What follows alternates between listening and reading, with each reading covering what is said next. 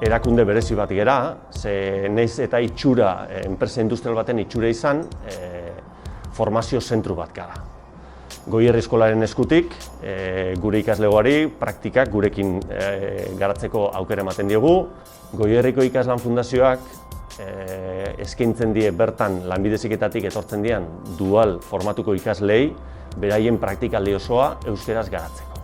Azkenean, kalidadea, eskaintzen dugun praktikaren kalidadea baita ere lotua dagolako familia artekotasun batekin eta zuzenki jaso behar dezun heziketa hori ama-hizkuntzarekin lotura bat edukitzea.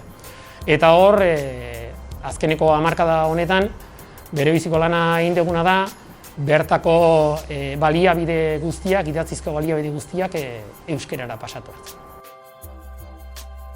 Datorren euskaraldiek dakarrena ikusita, enpresetan euskaran erabilera bultzatzie, ariguneak sortzi euskaraz aritzeko guneak, eta guk jakinda gure ikasliek etorkizun oso hurbilen enpresa horietako arigunetako partaide izan zeike dela, pentsau genuen zehozein berra geneukela eskolako hizkuntza batzordeko kide bezala.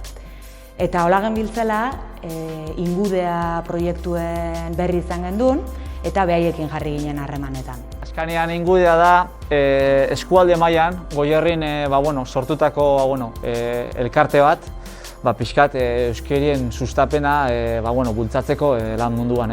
Honen guztizen asmoa besteak beste da, zelan arlo akademikotik lan mundura transizio hori euskerian presentziza horre hotia. Gure ikaslien oso portzentaje altu bat euskaldune da, eta ondorioz etorkizuneko langileen portzentaje altu bate euskaldune izangoa.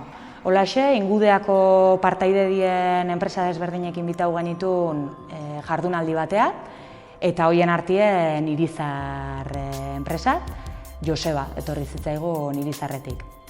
Irizarren konsideratzen dugu euskerak izen langile bat eta bere jardunean euskera heltzen duen langile batek balio erantzi bat dagoela. Azkanin harremanetan, harremanian, esauten mogura. Irizar Goierrin kokatzen da, hemen, zer normala eta naturala horik, euskeraz harreman horrek sortzia, Eta hor da, guk konsideratzen dugu balio erantzi bat da.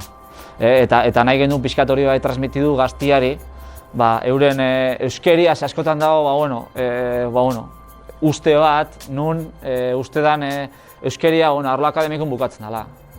Eta gu nahi duzen, hemen langileek euskera baki kontutan hartuko izako.